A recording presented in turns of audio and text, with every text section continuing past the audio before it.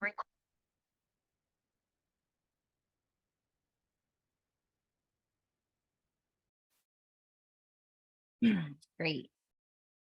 Okay, welcome everybody. Thank you so much for being here. As people are joining, feel free to turn your videos on and keep your microphones muted as I'll start to introduce this event, and we'll get started very shortly. I'll just introduce myself quickly. I'm AC Staubel and I use she, her pronouns. I'm from the Halt the Harm Network. I do community organizing work there and interview people as part of my job there. And I'm actually interviewing Gail Woon, who's present with us today on Friday at 1 p.m. live, if anybody else would like to join that. Thanks for being here, Gail. And Halt the Harm Network, if you haven't heard about it, is a leader network that's vetted. It's an online network of experts and researchers and organizers and people who are impacted by the industry of fracking and oil and gas development. And we're working together to take action in our own communities to protect our environment and our communities. And it's completely free to be a part of it. You basically get to join the online network and see upcoming events like this and connect with other leaders. You make a little profile. So if you haven't done that and you haven't checked it out, I'm going to add the link to our chat area, and I'll also stick around a little late after this presentation. If anybody has some questions, we'll have a little Halt the Harm after party. And so today we're going to be talking about this really important issue of synthetic playing surfaces, also known as unified playing surfaces. And Halt the Harm has teamed up with Tamala Trussell of Move Past Plastic, as well as Aaron, who is a part of Turf Talents. And we're going to be talking about the harms of these synthetic playing surfaces and what we can do in our communities to protect our communities and maybe offer some alternatives.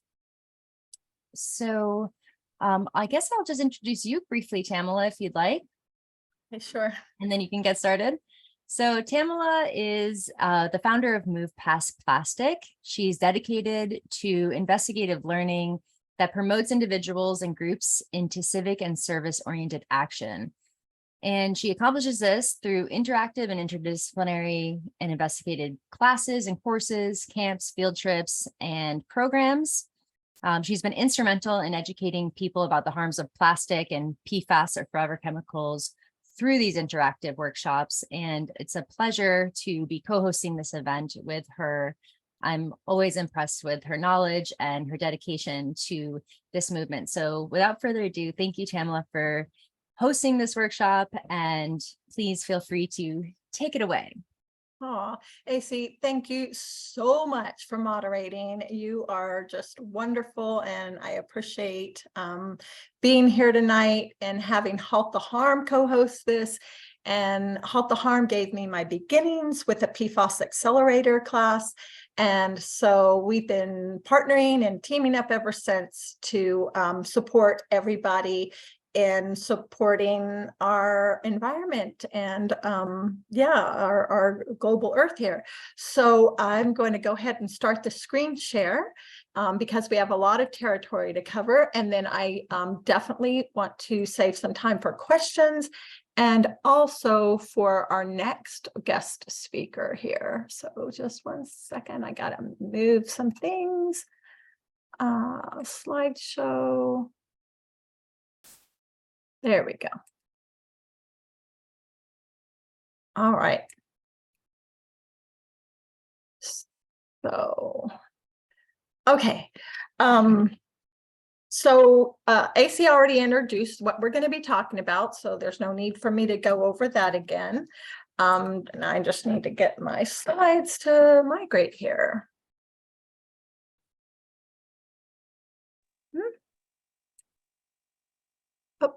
Okay, before we talk about synthetic playing surfaces, we need to understand what they're made up of, and that's a tire. So the EPA, and a lot of other organizations were very concerned about what to do with tire waste. And so they came up with this great idea to let's make kids playing surfaces with it as one of the things that they do. But as you could see through this list, it is not extensive by any means, but you could see numerous hazardous chemicals that go into the creation of the tire and therefore go to the creation of our synthetic playing surfaces for our kids. We'll go over three big ones, and you can look into others as well. Pamela, before you go on too far, do you think you can zoom out your screen a little bit, or is anyone else seeing that? Like the presentation just seems a little zoomed in. Is that just me? It should fill your screen. It's Okay. filling up my screen. Okay. Anybody else having trouble? I'm not sure what to do if you are. Nope, you just have to make the view show the full screen, that's all. And Okay. it is. It's showing full screen. Right. Okay. So All right. in 2018, EPA collected data that showed that approximately 40% of all tires that are produced are recovered. That means collected. And then of that 40%, an additional 42% of those are used for fuel markets. So such as burning for cement kilns, paper mills, fuel to tire to fuel. And then another 40% of that 40% is used for recycling. Of what is considered recycled, 48% goes to making synthetic playing surfaces, with 31% for playground mulch, 17% for sports. And then you can see what they consider to be recycled tires in the other percentages, which we're not going to dwell on right now. I want to just, oh dear. Oh, why is it like not showing all the stuff over here? There's words over here. There's supposed to be words over here. Well, this is just the construction of the artificial turf. So you have a hard surface underneath, and then you have your basically synthetic rubber parts. Sometimes you'll have an additional pad, and then you'll have the backing with the grass blades in it. Oh, here we go. I didn't know it did this. Okay. So there's my words. All right. This is PIP, or otherwise known as poured in place surfaces. Tiles are also made and put down. And that also starts with a hard substrate of concrete or asphalt and butadiene rubber, styrene butadiene rubber on top of that, a topping layer.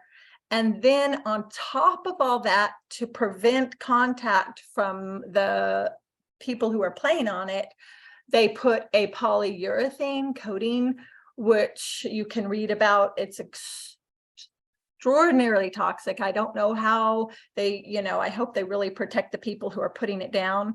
Supposedly when it's cured, it's not as toxic, and it's supposed to trap these hazardous chemicals. But as you'll see, that's not going to be the case. So there are numerous costs for artificial turf, mostly in human and environmental health. It impacts our storm drainage, heat islands, and it's expensive, and there's a lot to maintaining it, which is completely contrary to what the industry will tell our parks and rec and school districts and townships. Something that you should bear in mind is there is no federal regulation far as I know, none of these products are third-party tested. So the industry will tell you that, it's safe, it doesn't contain PFAS or something like that. Well, there's no real way of knowing that. And so that's something to bear in mind. The EPA in 2016, they released the first report that's supposed to show how to test the surfaces for these chemicals. And then they were supposed to do a second report, but then COVID came. And so nothing's really happened yet. And there's the FRAPA 6, which is supposed to be looking at potential for human exposures resulting in tire crumb rubber.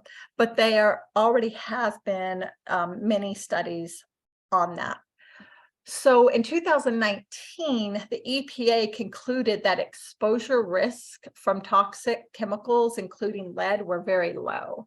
However, Ecology Center, along with the Public Employees for Environmental Responsibility, have filed a legal complaint charging that the EPA report contains inaccurate, incomplete, and unreliable information, and they must retract their statement.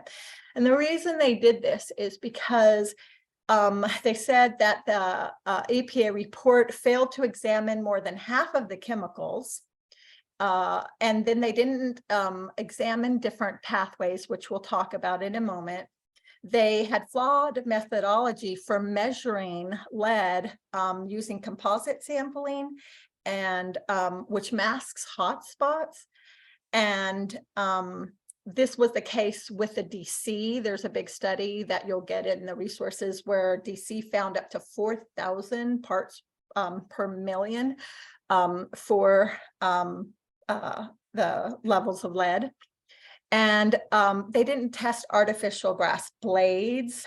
They only tested at low temperatures, which we know that's not the case for these plain surfaces. And they ignored particulates and other toxins. And most importantly, they ignored the unique vulnerability of the people who are patronizing these, which is our youth and babies and, fetuses in the womb. So according to the Environmental Human Health Inc., they have stated way back in 2007 that it is clear that recycled rubber crumbs are not inert, nor is a high temperature or severe solvent extraction needed to release the metals, volatile organic compounds, semi-volatile organic compounds. The release of airborne chemicals and dust is well established by current information. And they do admit that there are data gaps that need to be filled and more testing is warranted. This is an example of one of several data gap charts. We're not going to go over it now, but you can, you'll be getting the PowerPoint slide and you can look into it more later. I mentioned a lot of them up above, earlier. So the University of Massachusetts Lowell Toxic Use Reduction Institute says that there's enough information for them to recommend municipalities stay away from rubberized playground surfaces. And the bottom line is that just because there's not enough data on a product doesn't prove its safety. And when it comes to our children, especially, we should be exercising the precautionary principle, which is basically states to make sure that it's safe before use.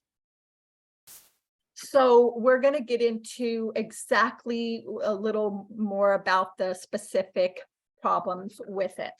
So it's multifaceted in regards to chemical exposures. There are three main exposures: respiratory, digestive, and dermal. But there's heat exposures and impact injury exposures. So we'll go over the chemical first. So there's over 300 chemicals that have been identified in these products. 52 are classified as carcinogens. and another 6 are suspect, with another 197 that are considered likely carcinogens. And that's just carcinogens. That's not saying it's all the other things that we're going to be going over of problems either. So a lot of the big things that are problems of concern are going to be your heavy metals and lead, in particular, volatile organic compounds, your polycyclic aromatic hydrocarbons, and the new, newly recognized, even though it's been 80 decades of production, is the per and polyfluoroalkyl substances, otherwise known as PFAS. And so Europe, they have put a limit on the polycyclic aromatic hydrocarbons because they've had tests that show that these surfaces are 4 to 5 times contain more PAHs than the bare ground. The industry, a lot of them are saying, hey, we don't have PFAS in our turf.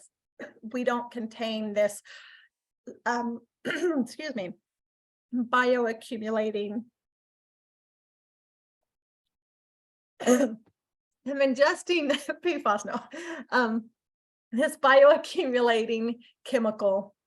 And the reason they can't say that is maybe there might be some that don't add PFAS to this product, but just to make the grass blades, it's got to go through an extruder. And when it does this, to keep the extruder from gunking up, they coat it with PFAS. So every blade of artificial turf is going to have PFAS in it. Whether additional is added or not is up for debate.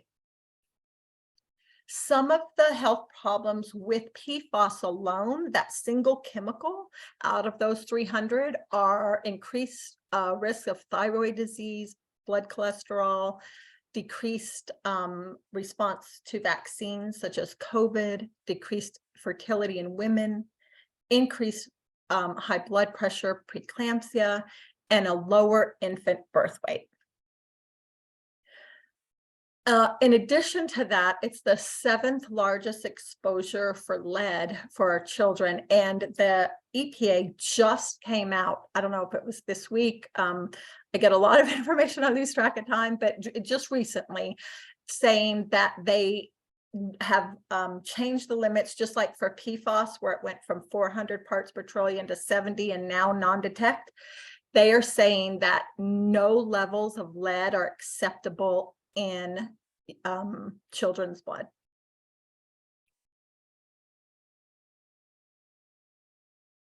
So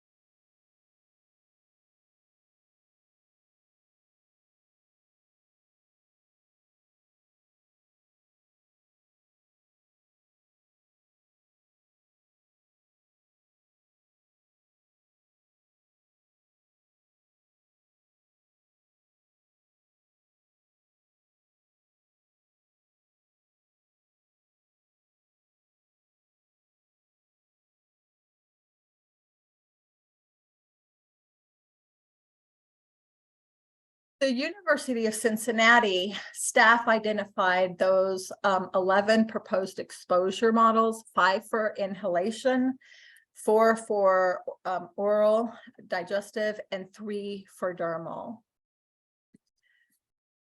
Some of these chemicals can cause, as you know, various cancers, but headaches, nausea, contact dermatitis. 70% of the EPA identified 70% of the artificial turf fields had MRSA in them. They contribute and exacerbate asthma, damage lungs, kidneys, liver, central nervous system, reproductive system.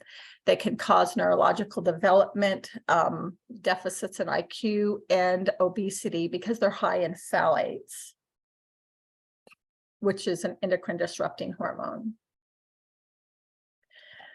So right now, there are only 2 ball fields that use artificial turf. The professional men's soccer, US soccer team does not. The women's soccer team sued, so they wouldn't have to. And there's a study done where it showed that even though goalies were 10% of the team, that they accounted for 68% of all leukemia cases.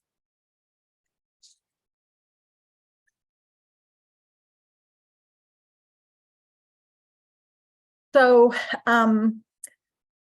this is, a really big concern for our youth, because they are getting close to this surface like those goalies, right? They get on the ground and they're exposed to this, more than people a little higher up above and everything.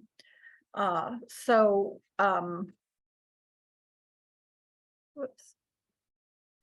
We're going to move on to our heat injuries right now.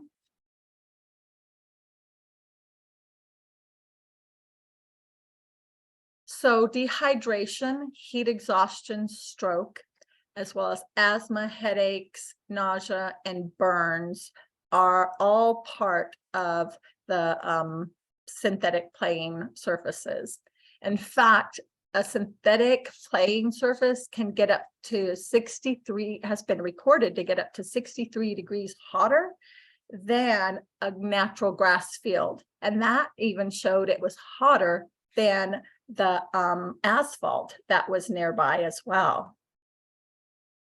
You can see in this comparison chart that the average temperature is 40 degrees hotter for synthetic turf versus natural, and in the high range it's up to 60 degrees hotter. So the heat also contributes to the hardness. When these synthetic surfaces get hard, they get hot, they get hard. Also, they have degradation to them. Synthetic turf field can lose 400 to 800 pounds of microplastics from it every year. And if you go to a PIP surface, a poured in place surface, where kids' playgrounds are, or tiles, you'll see them all broken up. I just came back from one in Rockville, Maryland, where my great nephews played. These breaking up then exposes those harder underlayments that I showed you in the pictures earlier. And all this can add to stresses on ligaments, tendons, and joints, increase rates of concussion. They get severe skin abrasions and burns, which, lead to more infections.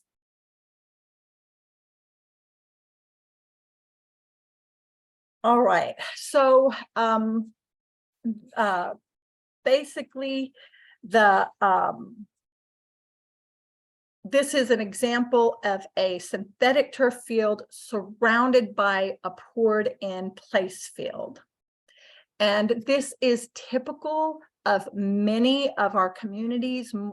There's another 1,200 to 1,500 of these surfaces being put down every year and increasing as well. You can see the poured in place coming off of into a storm drain. And if you look at the picture on the right, you can see the pieces accumulating down in the storm drain. This is not bode well for the environment and the water systems around it. Here you can see them coming directly off the track and here into the grass, and then here out into the street and communities. So this is an example of 18 months before they started to see visible deterioration. But even prior to that, there's going to be some deterioration. There's about 15 months difference between the top picture here and the lower pictures, and you can see significant deterioration. And here's whole chunks coming out.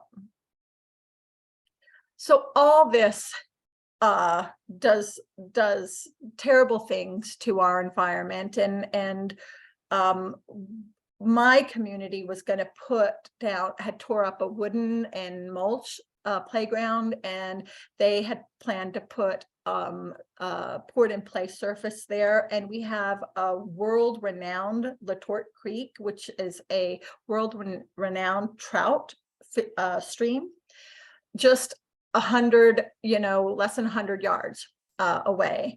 And so all of that is going to get into that creek, and then that leads into the Conneaut, which is where over 20 municipalities draw their water.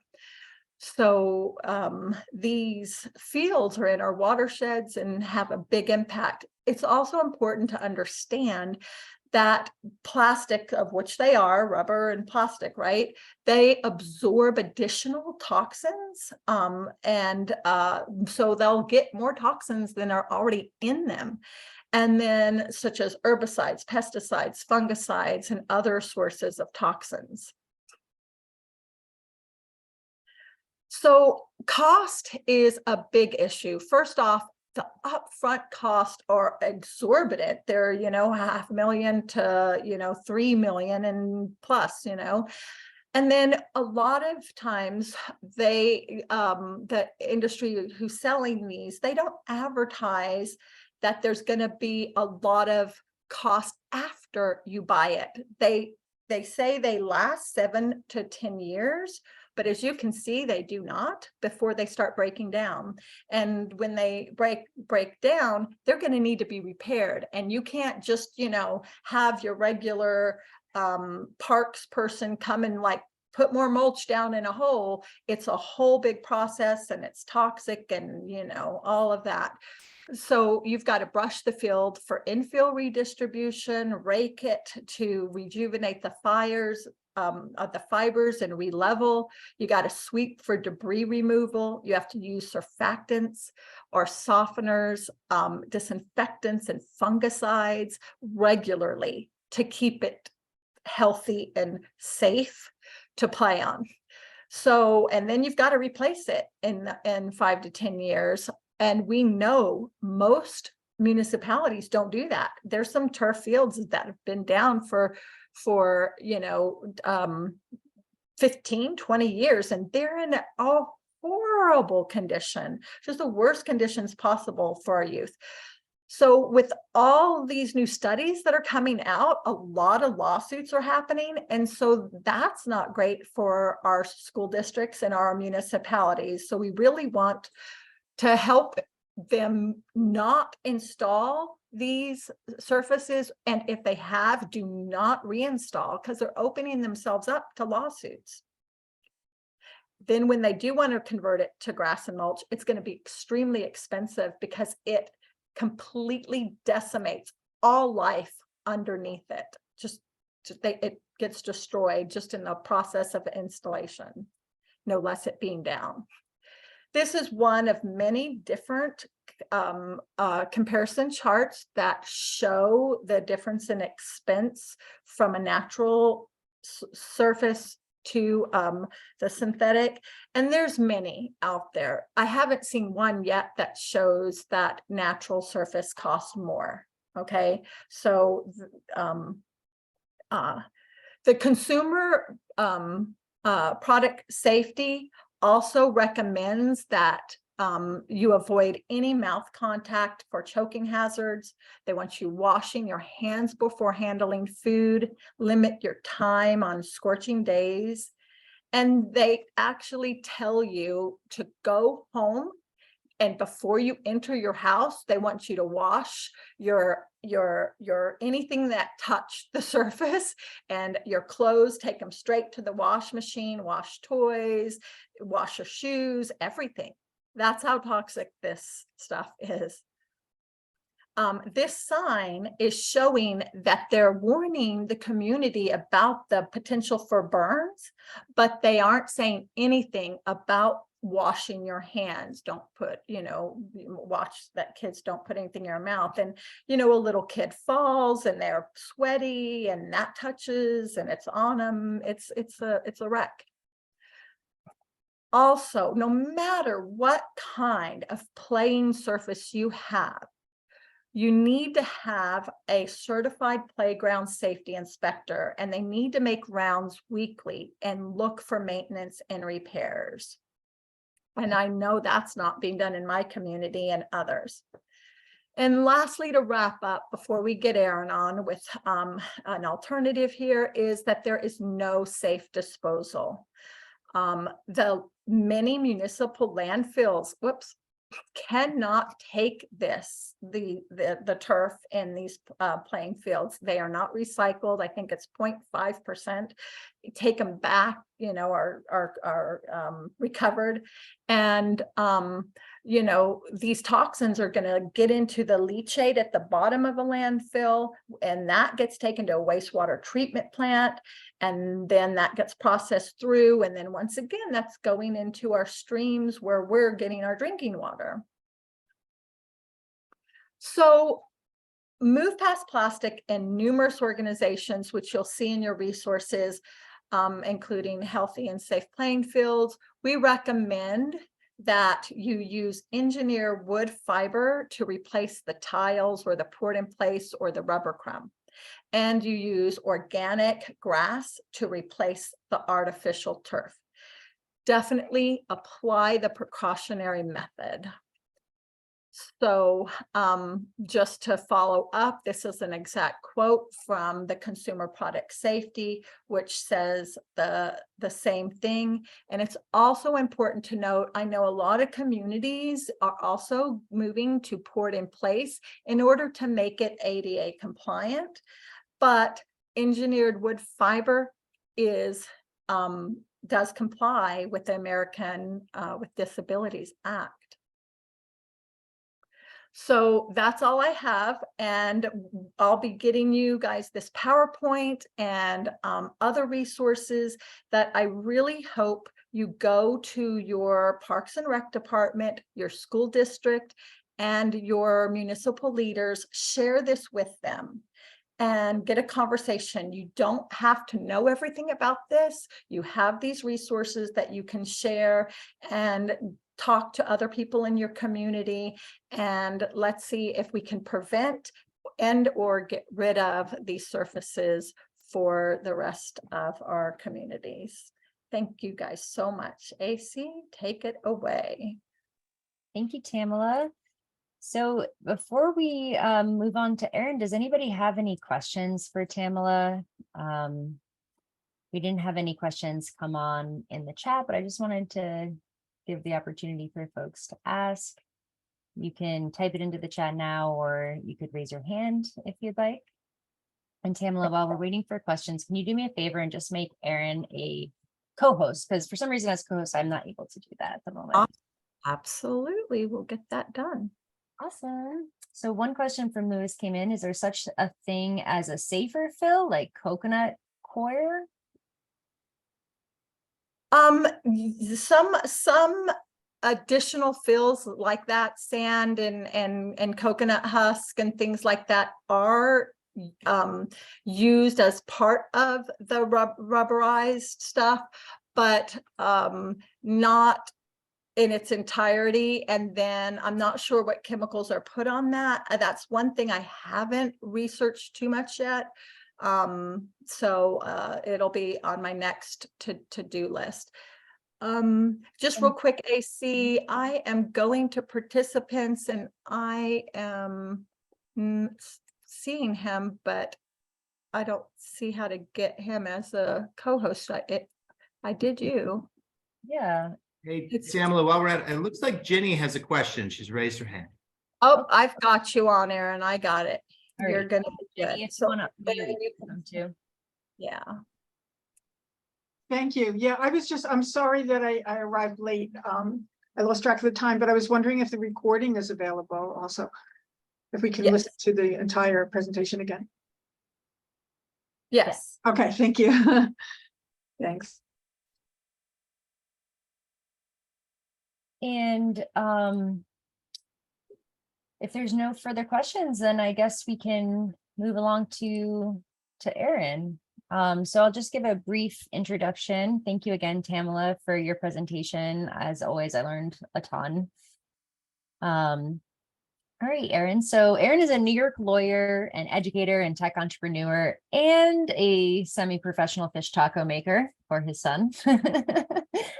He has a background in landscape architecture focused on native plants and pollinators, as well as helping to manage the recreational sports department at the University of Michigan, where he was named Athlete of the Year. Congratulations on that, Erin. So Erin serves on the Parks and Recreation Commission in his community, where he was approached by the head of the soccer club asking for an artificial turf field to address the frequent rainouts due to the changing weather patterns in his area, which is a common request. I think a lot of coaches and athletes are asking for it, and maybe don't know about the harms. So because of his background in ecologically focused landscape architecture, he needed to find another option, which led him to Turf Talents. And after seeing the lush and chemical-free fields that were using drain talent and hybrid turf in Amsterdam during a drought-laden summer in 2022, Erin became convinced that these Dutch innovations had to come to North America. So now Erin serves as head of business development for Turf Talents, and we're going to hear about what Turf Talents is and some of the alternatives to this artificial turf that Tamala's outlined. Thank you, AC. I just want to say, Tamala, that was a wonderful presentation. You and I have spoken before, but you are so absolutely knowledgeable on this, and she is a warrior in this particular regard, folks. So please look at Move Past Plastic and support her in her actions, because she's really bringing the mission to the people who need to hear it. So thank you, Tamala, for everything you do and for that. I just have to correct for the record, since we are recording this, the introduction sort of blended me and my wife, who is actually the landscape architect of quite well renowned, actually. She's terrific. She focuses on pollinators and native plants, and she's been educating her somewhat dim-witted husband on the importance of these particular things. So just to split the two, although, you know, sometimes I see us as one person, you know, but, you know, we're 1 + 1 = 2, not half plus half equals 1. Gotcha. All right. Thanks for correcting that, Erin. No problem, no problem. So yes, I am happy to talk about what we do at Turf Talents. Turf Talents is an unfortunately named company. And the reason for that is turf is what Tamala was talking about, is a real problem here in the United States that is defined as artificial turf and synthetic turf, because they sort of took over the term about 20 years ago and made it their own through branding. In Europe, where this company was born, turf means grass. So it's a very confusing thing when my Dutch colleagues came over and said, let's create Turf Talents and let's push out artificial turf. And everyone said, what's going on here?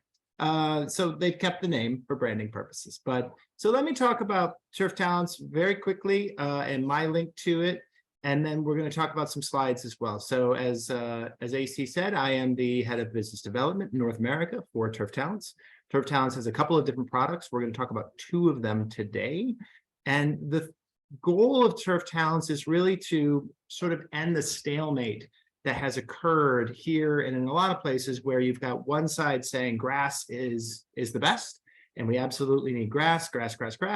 And then you have another side saying artificial turf. And they both sort of point at each other and they say, look, you're not environmentally sound. Look at all the water that grass uses. Look at all the chemical treatments it needs.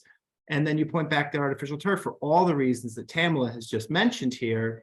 And communities end up doing sort of this cost benefit analysis. And unfortunately, because they have a lot of clout and haven't been completely forthcoming, a lot of communities end up going with the artificial turf industry because they're told that this is a consistent playing field, it's going to last a long time, yeah, everyone loves it, and it doesn't take as much water or chemicals. And people say, yeah, that's great, and they do it. What we've done is come up with a couple of things that sort of meet in the middle. And I will stress, and in my conversations with Tamala, she asked me to do this, and she's right. Our solutions are not perfect. They are not, going to be organic, grass-only solutions that allow everyone to have an amazing playing field all the time that is dry. We are coming up with some in-betweens. And so what we ask is people consider our solutions and try to figure out, hey, is this the best solution for our field in this particular space? So first, without any ado, I'm going to talk about hybrid turf. So bear with me for a second because I don't use Zoom very often. I am a tech entrepreneur and actually own a competitor to Zoom. So I usually use my own technology. So give me a moment here to find where in the world I'm going to bring up my slides. Shit, there we go. All right, can you see the Turf Talents logo? No, not yet. Not yet? Hit share screen on the bottom. Yeah, there we go. It's loading. I think it just took a minute. Okay, great. Are we seeing a green field now? Yep. Okay, great. All right, so we are Turf Talents. Is it small? Is it large? We had a size issue earlier, AC. It's a little small. Better? Yes. Okay, great, great. All right. So we are Turf Talents, team players in grass. Excuse my son, he is watching Wild Kratts, which he absolutely loves, and will occasionally laugh at some lemur and Koki joke that's going on over there. It's a wonderful show. Okay, hybrid turf. We consider it to be the perfect balance between natural grass and artificial turf. What is it? It is basically what you're seeing here. So you see the root zone for the grass, which is sliding underneath the soil. Above that, so next to that, you see long green shoots. What that is a polyethylene plastic. That is actually an artificial component that is injected into the playing surface. It's done it at a rate of about 7 to 10% of the grass blades end up getting removed, and this particular component comes in. It right now does have the same concerns that Tamala has talked about because it is indeed plastic. However, it actually grows right into the surface without any need for infill. And that's important because infill is the great majority. Just one second. Yes, okay. It's a heavy TV night here at Casa Goldenbeski Rivas. Okay, so what it is the infill is really where the great majority of the tire components and other substrate concerns that Tamala was talking about comes in. This is a small fraction of it. Why do communities do it? Because it actually multiplies the amount of time you can play by about 4 times. So normally a grass field gets about 200 to 250 playing hours. With this particular small injection of plastic, it gets up to 4 times more playing time. And when communities say, oh, natural grass wears out so quickly, we've presented this, which is a Europe product that's actually been in Europe for about 20 years, as an alternative to say, okay, there's no substrate, there's no infill, it is a natural grass field, and it is simply injected at that ratio to give you 4 times that particular efficiency of play. To say, okay, well, now your heat concerns are gone because it really is mostly a grass field. Your substrate is still alive because it's just injected in at that small rate. So you don't have the substrate death that you see when it's completely covered over by plastic, and it has much more durability. Again, not perfect. It's a cost-benefit analysis, and we don't want the perfect to be the enemy of the good, but this is hybrid turf. Hybrid turf was actually used, our particular hybrid turf was used in the Men's World Cup last year. This is Lusail Stadium. It was the opening game and the final game. That was our hybrid turf. It is used at the Monaco Training Center. It is used at the Nice Training Facility. These are all really nice places. I hope to be able to go visit in the near future because that would be a nice little trip. And yeah, those are the pictures. It's actually used on the great majority of professional soccer league fields in Europe. It is considered the #1 surface for people who play soccer in Europe. They love the way it feels. It has a little more consistency than grass because it does have that plastic component. And just to explain quickly what it does, because I actually didn't get into that. If you take a look at the root zone here in the grass goes down and it grabs the plastic that's injected and it pulls the grass down. And when it does that, it allows the grass to be much more stable and have a lot more playing time, which is important. So it's just these small threads that are in, they're about 18 centimeters, 2 centimeters stick up above, and you mow right over the top of them and they blend in. They look and feel pretty much exactly like grass.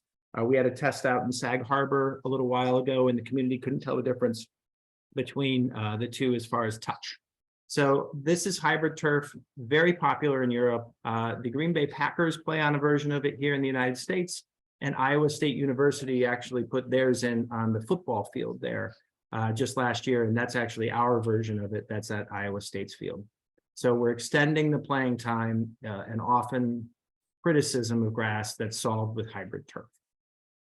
Now, the next thing I want to talk about is the drain talent. I would show a video here, but videos don't tend to do very well over Zoom. So I'm going to put it in a drop at the end here so you can take a look. But it's a nice video that explains how the drain talent works. The drain talent, let me show you. There's a nice visual of it, is about the size of a small car. It pulls all of the water instantly off of a grass or hybrid turf field. So your field's never wet. It never has any issues that are in need of pesticides, herbicides, insecticides. It needs no chemical treatments whatsoever because the grass never is pooling water. That's really where you see fungal growth, is in pooling water. We see a lot of that now here in the Northeast. Everything is soaked.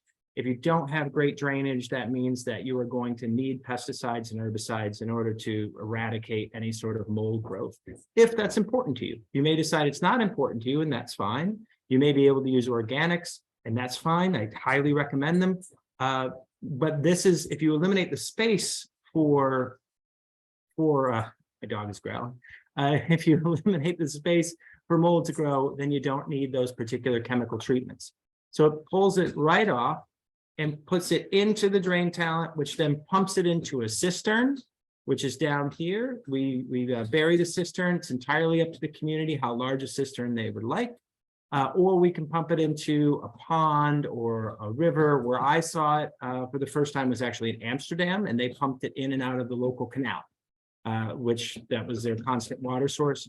When you water grass from below, which is what this particular picture is showing you, what happens is the grass goes to seek the water, though. So that same idea of hybrid turf, how it was pulling down the root zone, the grass will go and find its water source, which is below the grass here.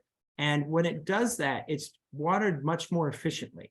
So it can actually be a 35 to 65% savings immediately of water without even using the full cycle system, because grass really likes to be watered from below. When it's watered from above, you lose a lot due to wind, you lose a lot due to the evaporation, things of that nature. Take that water out of there and you don't have it going where it needs to go. The idea is we pull it off, put it in a cistern and pump it back. It gets pumped back using sensors, and those sensors are actually in the grass, and then use artificial intelligence inside the unit to determine what the rain is going to be, what the weather is going to be, how hot it's going to be. And they're constantly trying to figure out how to get the absolute right amount of moisture to this grass to make sure it's not flooded like it is here in New York now, and it's not bone dry like you're seeing in Texas and Arizona and other parts of the country because they haven't had rain in some time. The pipes are made out of recycled drainage pipes. They are PVC, which is something that Tamala and I have talked about. They're looking for alternatives. The problem right now is they're not terribly cost effective to move to copper. We had a meeting in Buffalo last week, and they said, well, geez, we'd love to put in copper, but we have a feeling people would sort of tear up the fields in order to resell the copper. Which is a legitimate concern, unfortunately. So what does it do? We extract and we infiltrate water, It pulls down and gets put in at the root level. It provides more playing at hours. It actually gives you about 2 to 3 times more playing hours than a natural grass field. Because your grass is constantly dry, immediately as soon as your rain event is over, you don't have cancellations like a lot of people see now. That's why the local soccer coach came to us and said, we need to have an artificial turf field because I have too many cancellations. The grass is wet all the time. It's like we said, it's minimizing water. You don't see the injuries that you see on artificial turf, which Tamala talked about so well. And then it also, you have a lot less stress and management because the system does it. Instead of having a maintenance person who's out there constantly measuring it and figuring out what they need to do, it's done by the machine, so that the machine takes care of that, knows how much water to give it, how much water to take away, and allows your maintenance crew to focus on other things. This is take a look at the dashboard. These are all of the measurements of a field that are constantly being taken to make sure the grass has everything it needs. And it's always, as I mentioned, going after the weather reports too. That's the size of the drain talent. And this is a field in January in the Netherlands. They don't get as much snow as we do here in New York, but you can see it is green, it is lush, it is lovely because it's getting the right amount of water and not too much, and ultimately dying off because it's a bit of a dead time in the winter as things go dormant. So the Dutch company behind the drain talent started 5 years ago, and this is the first adaptation that they saw in the Netherlands at a professional soccer league. Sparta Rotterdam was considered the worst field in the Dutch league. Interestingly, the Dutch, after they're done playing soccer, the players all go rate the field from 1 to 5, which we do not do here, which we probably should do here. But the professional players go out there and say, okay, was that a 1? Was it a 2? Was it a 5? Sparta Rotterdam was dead last. Here you can see at the bottom, 18, with a 1.25 rating over the season. They came in, they put in the drain talent, and they put in hybrid turf. And within 1 year, they jumped all the way to number 3, behind Ajax and Feyenoord, who they have much bigger budgets for maintenance. Sparta Rotterdam is a tiny club, and therefore does not have the budget for the maintenance that they're saying. And now they're competing with the best folks in the Netherlands, just using the drain talent and hybrid turf on a small budget. This is a picture of Sparta Rotterdam in January. Like I said, this is a cool time, but you can see how wonderful the grass is looking, really healthy. People absolutely love it. And this is the germination after seeding. Usually you do this on a brand new field. It can be done on an existing field. That's a little technical. We can get into that if you'd like. But it generally is done on sort of a tabula rasa of the field. And this is the ultimate result on just a municipal field in Amsterdam, one that I saw.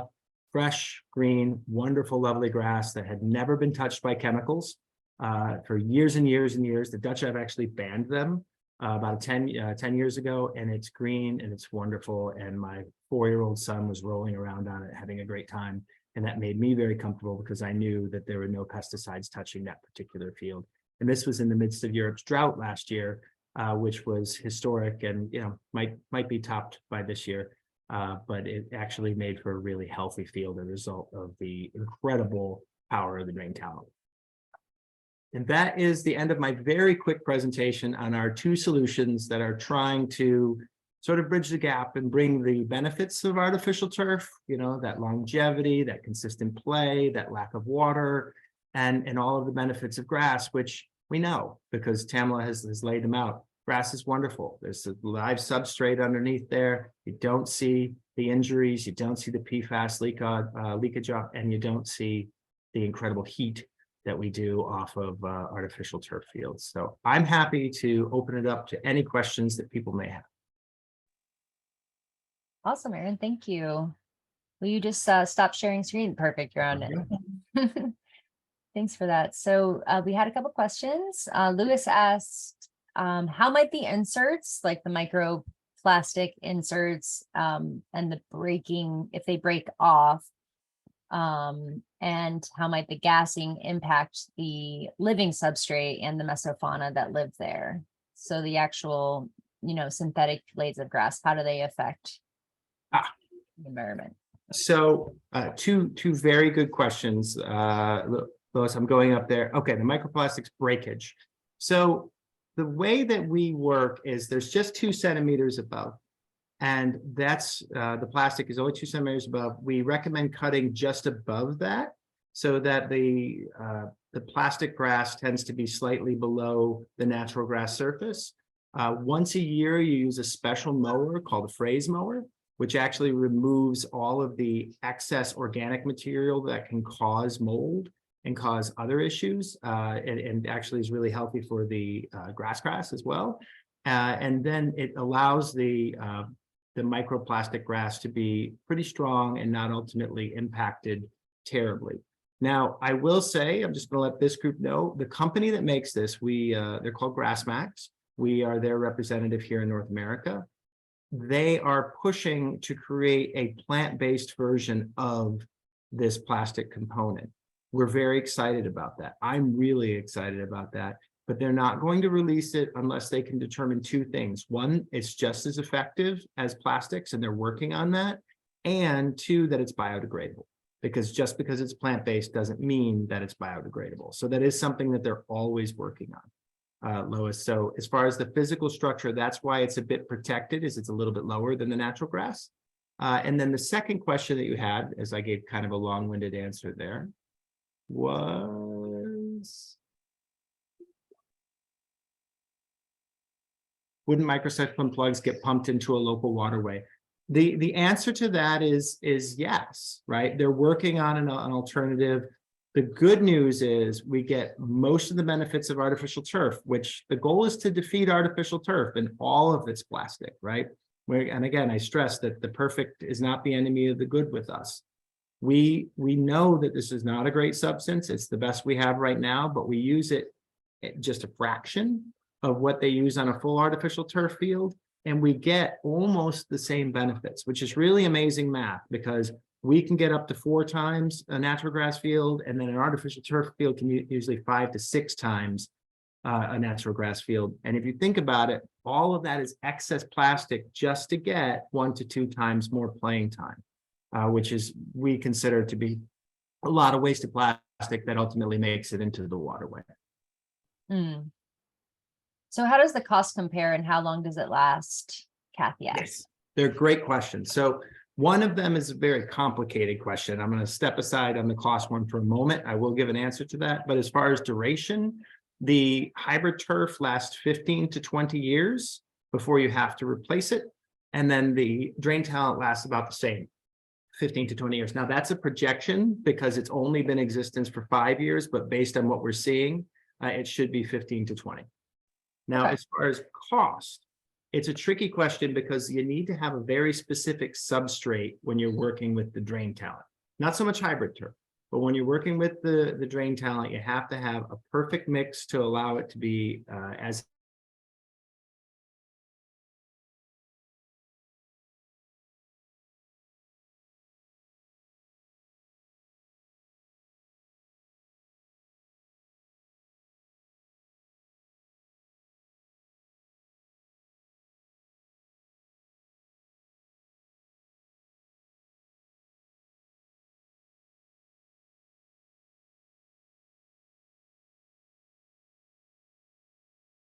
we're still going to be significantly less than artificial turf. Artificial turf, a really poor quality artificial turf field, usually runs about $1.5 million. A good artificial turf field that they try to say doesn't have any PFAS leakage and is top notch. I have questions about that, but that will be about $3.5 million. We will be less than that $1.5 million field, even with the toughest of circumstances. On top of that, you don't have to use any water whatsoever from the municipal tap that you have to pay for, because we're capturing all that water and utilizing it for the field. So there's significant savings over time, along with not needing to have the chemical interventions as well. Great, thank you. So Gail just wanted to see if the grass with the roots, the like organic grass material, that does need to be mowed, right? So, and the hybrid turf? Yeah. Yes. Yeah, grass with the roots. Yeah. Okay. Yeah. So if hybrid turf, it throws people off a little bit. We really should call it hybrid grass. imagine a grass field, you know, a grass field in your head. We have a machine that comes out and injects that turf into the grass, right? And it sits down there at 2 centimeters. It gets mowed just like a grass field because it is a grass field. It's a 95% grass field. It's still soaking in all of the CO2. It still has a live substrate. It's still not giving off heat. It just has this small portion of a top layer instead of a full top layer, another layer, and then a final layer in all of the substrate that you see in the infill with artificial turf. So yes, treat it like grass. You mow it once a year with that particular phrase mower, and then it's mowed other times. You just chop it right off. People do just decide to chop the whole thing off and leave the substrate. The company that we work with doesn't recommend that, but it works fine. If you, in the end, don't really want to be particular about it, as long as those strands are below, the grass roots will find them. Okay, thank you. And I know we are at the 8 o'clock hour, so if folks do have to run, feel free to sign off. But there are 3 more questions. Do you have time for 3 more for folks who can stay on? I have time for as many as people want, probably up to about 9 o'clock, because then I'm going to be way over bedtime here and I'm going to be in trouble. Yeah, no, for sure. Okay, thank you. So Bianca asks, what happens when the hybrid fields need renovation, such as aeration? Do the machine's actions create microplastic? Go ahead, sorry. And then the last part of that question was, what happens when the sod needs replacement, soil or grass and plastic are mixed? So you kind of were speaking to that, but. So when the hybrid turf needs aeration, first of all, I didn't stress, and I always forget to stress, that the drain talent actually provides all of the aeration that your grass needs. It not only pumps water in and out, but it provides air as well. So you never actually need to do the physical idea of aeration that Americans tend to do. When you work with us, you actually work with my boss, Arno Harmsen, who's considered one of the best grass people of the Netherlands, and he gives you advice on maintenance. And one of the things that he will advise is not to do aeration in the traditional way that it is done. It is usually not deep enough. It doesn't really have any positive outcome whatsoever for the grass. But as far as if you wanted to do traditional aeration, it would remove some of the plastic because it would be smushing it down. You couldn't possibly have an aerator that gets the right ratio to avoid the plastic. So some of it will be removed. And then it would be smushed into the soil. At the end of its life cycle, the entire soil area is scraped and removed, and the process starts again. It's kind of akin to what they do with artificial turf, but again, it's soil and it's sand under it rather than the infill that the plastic folks use. And what did you say the timeline is for the plant-based turf? I was hoping it was going to be last month, but it's still TBD.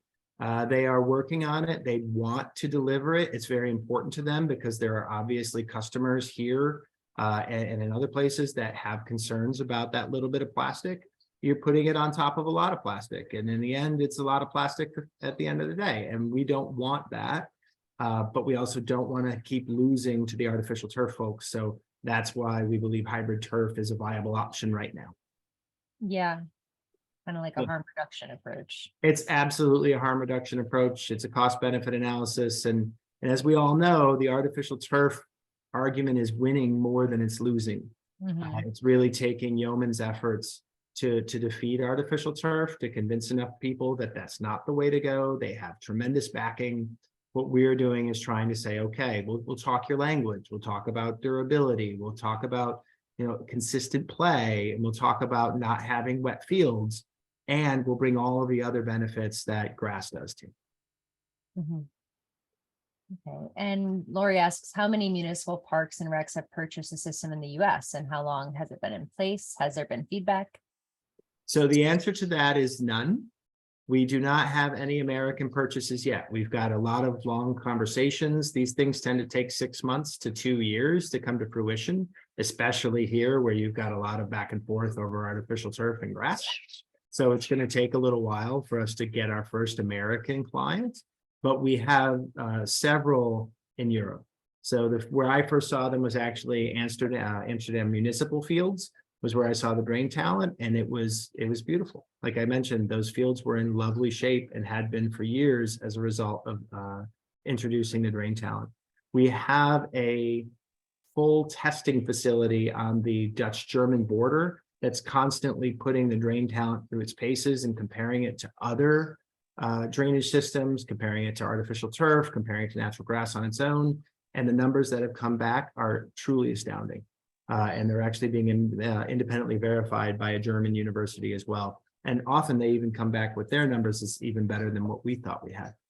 So one particular number is we thought we drained 6 times faster than the current top of the line drainage system. We're actually 8 times faster. And it's pushed us into a really interesting space with regard to stormwater runoff, because stormwater runoff is a serious concern in so many communities, and we're able to pull that water off and hold it and then pump it where you may want it to go versus where you do not want it to go.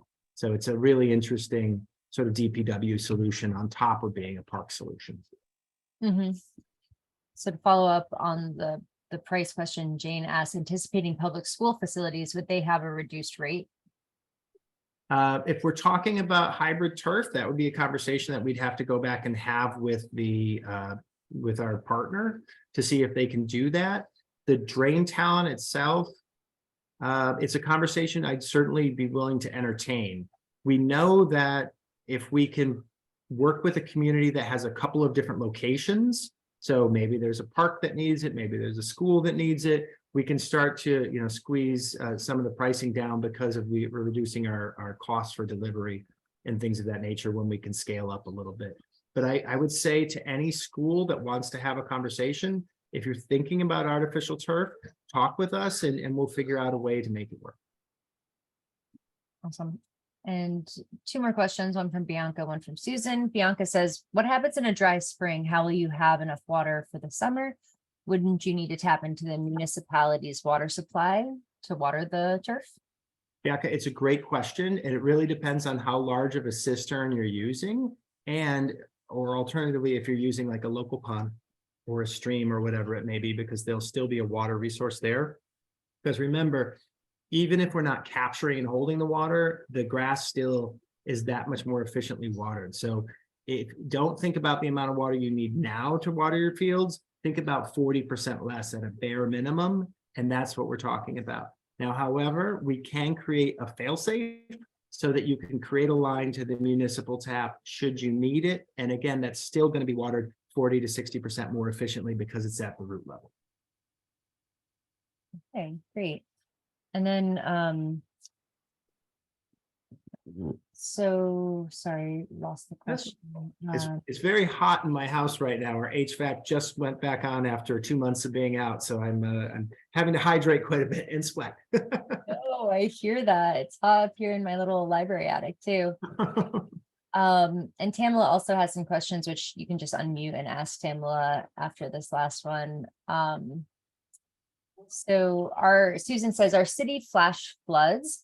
They just put an astroturf on one of our upper branches of the creek. How bad will that be? Oh my. I mean, I can't say from a planning perspective that was a very good decision. I mean, artificial turf next to waterways automatically bad with PFAS, but then there's really not going to be anywhere for that water to go when it's you can do a partial one. We're almost going to head to bed, okay? You can get one started, but then we got to stop after a few minutes. About 10 minutes, okay? Sorry about that. That was the 4, now 5-year-olds who rolled around on the drain talent fields.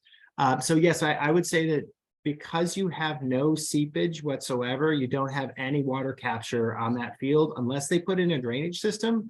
And sometimes they'll do that, but that's a very expensive proposition underneath an artificial turf field. And I'm guessing that a local community didn't undertake that because that's $2 million plus several $100,000 in a traditional drainage system. So I would say that's trouble. That's going to be some trouble. That water is just going to go somewhere else. Mm-hmm. And I just reminded myself there just to mention this, there are a lot of grants that are now available with regard to stormwater and things of that nature. So if there are schools that are concerned about this and would like to have a conversation, those grants might be available in order to address stormwater drainage, in addition to moving toward grass as well, for all the reasons that we want this. We did get another couple comments and questions.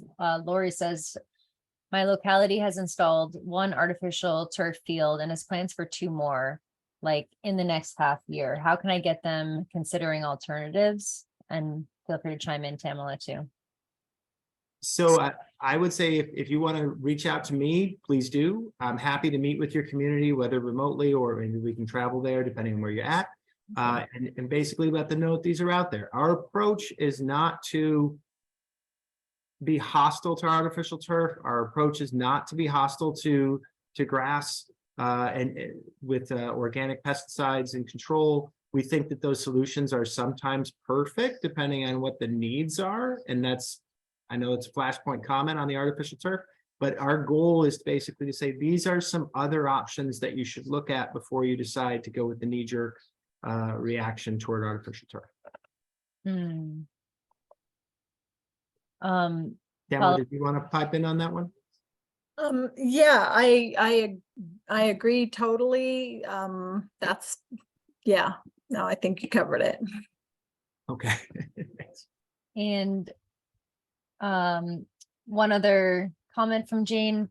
MRSA is a huge problem in terms of endangerment that Tamala spoke to, having 70% Tamala of these playgrounds containing MRSA, which is crazy. And so Jane was just wondering if you have any, if your literature or research reflects that this is significantly safer. Well, we can certainly get research and present it from GrassMax. GrassMax tries to eliminate PFAS in its processes, tries to eliminate chemicals of all kinds, but at the end of the day, it's plastic, and so there will be something. What I will stress is it's a fraction. It is harm reduction, as AC mentioned.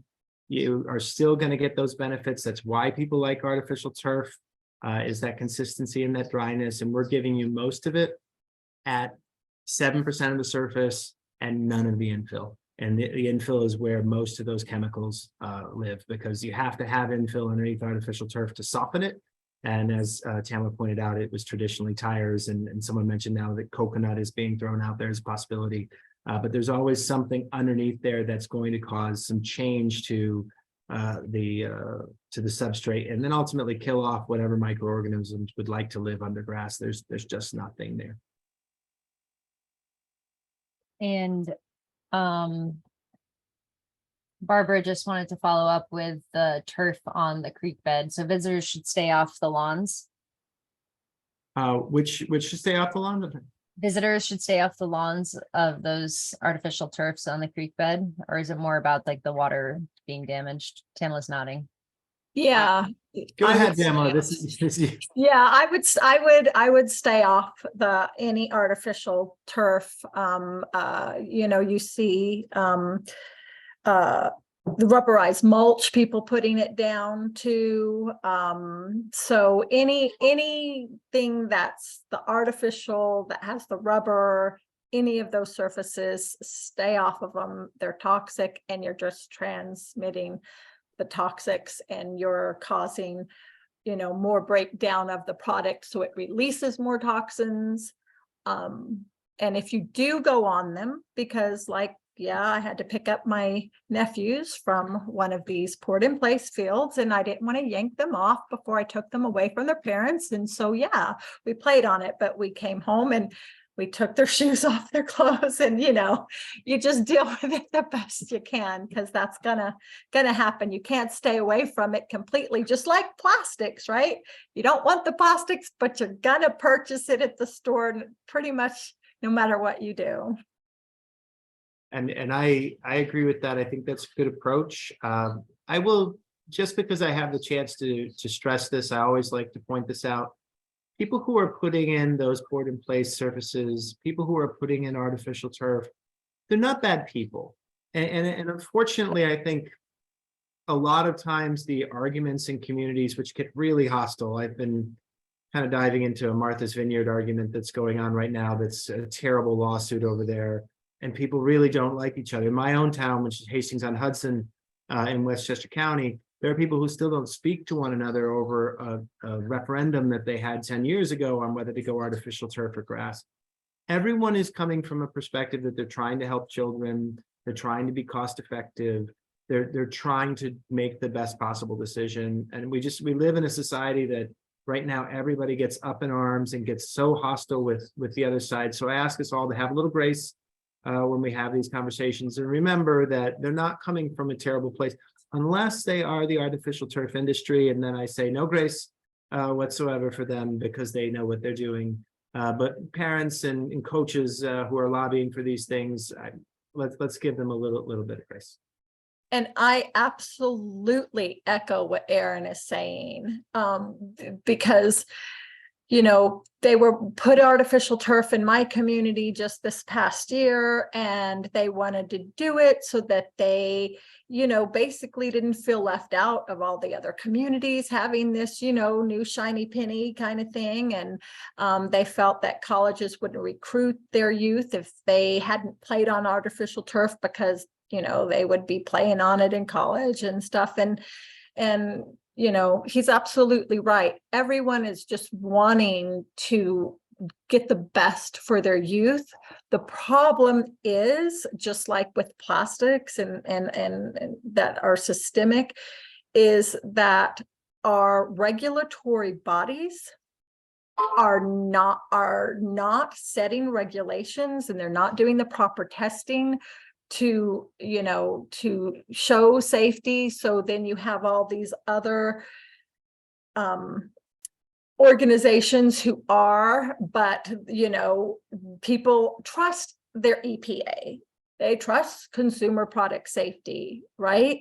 But if we just look at PFAS, they knew PFAS was dangerous back in 2000 with the, you know, huge lawsuit with Keymore.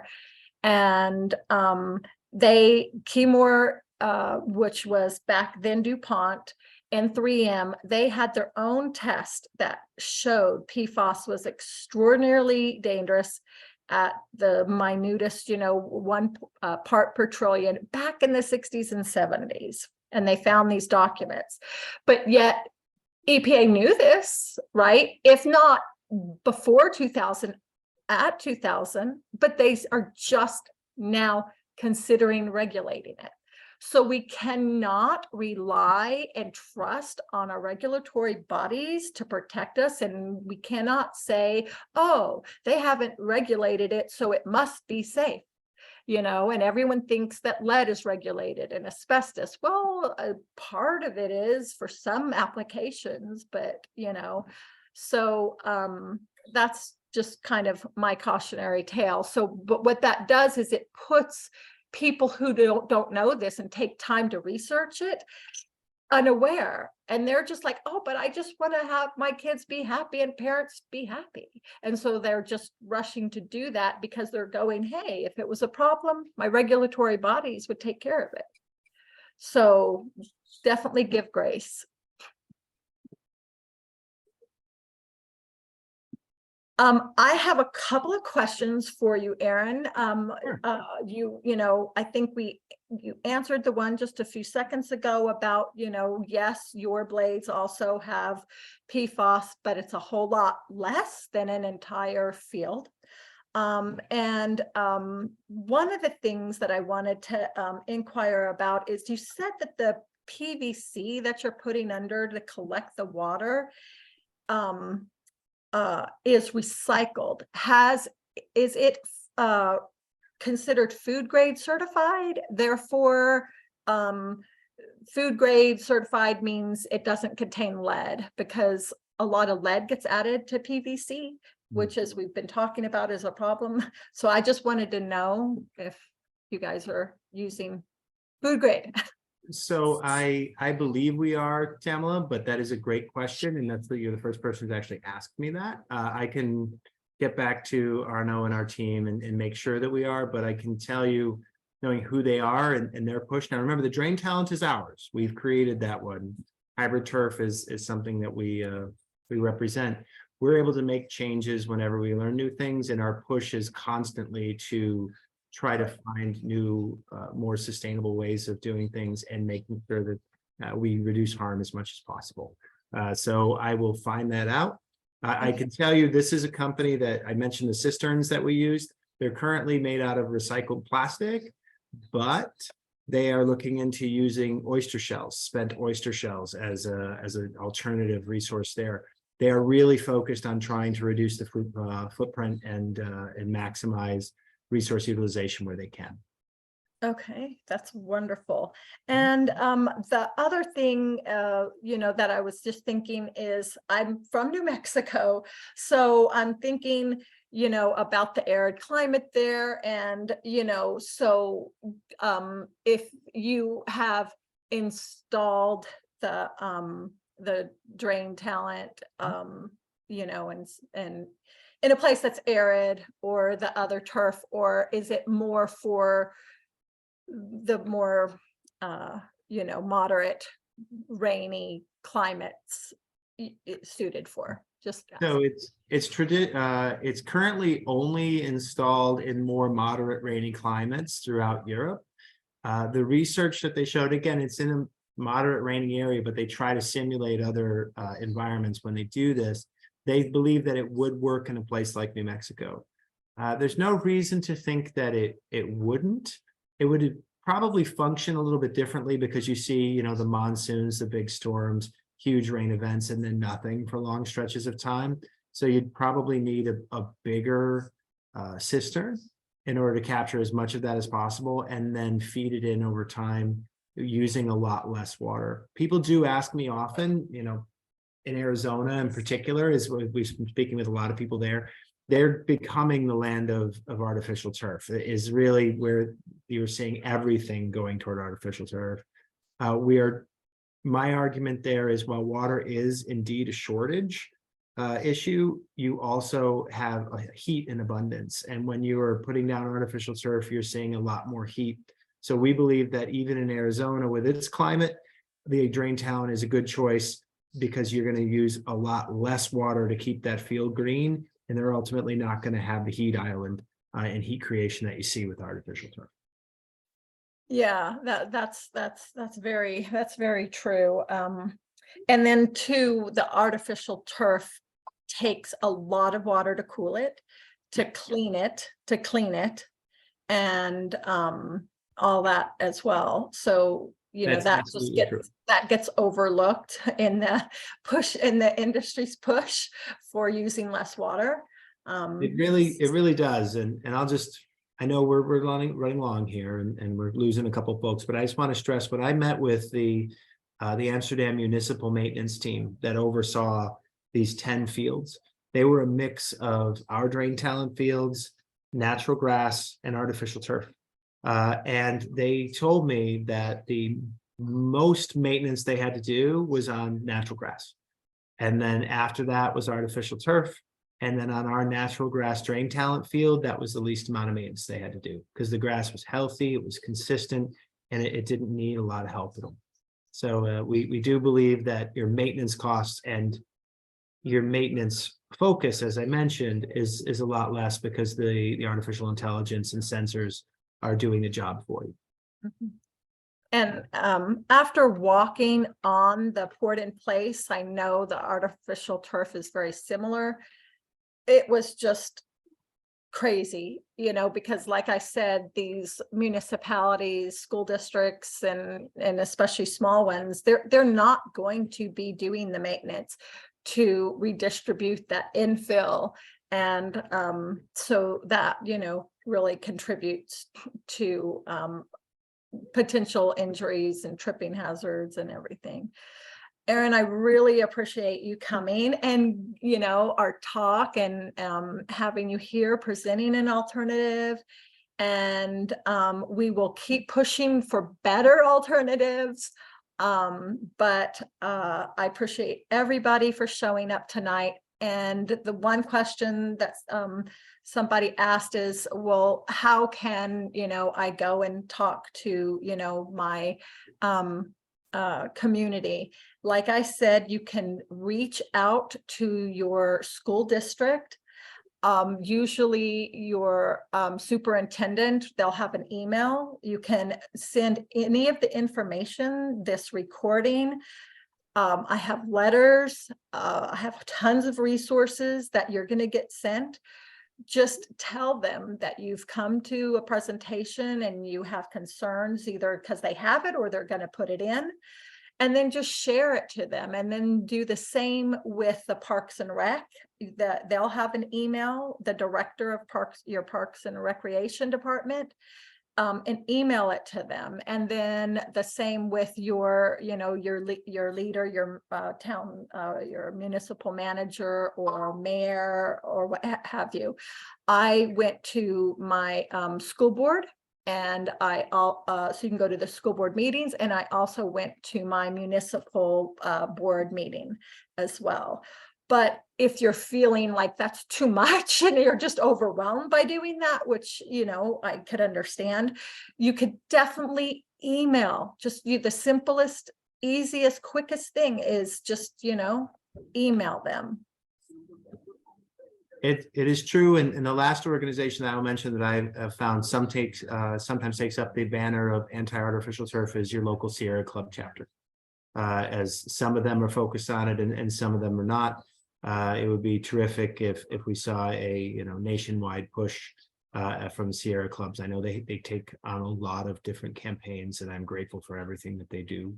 But sometimes a little nudge that your community really should be focusing on the harm of artificial turf would be helpful.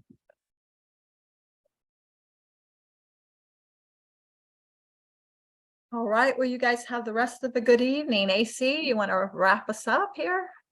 Yeah, thanks. Tamala, I learned so much from you. Thanks for being here and asking great questions, Barbara and Susan and Bianca, Lois, Lori, Timothy, Jane, Daniel, everybody. Yeah. Enjoy the rest of your evening. Thanks so much, everyone. Have a great Right. Tuesday. Guys, give me till Friday to get this out to everyone. That's Oh, when yeah. my nephews go home, okay? Oh, Now I can compile it all and get it in a letter for you, but I'm gonna do it, all right? great. Sweet. Thanks again. Thanks, Bye. Tim. Thanks, AC. Thank you, Erin. Night. Have a good night. Cool down. Thanks, Thank AC. you. Thank Bye. you. Bye.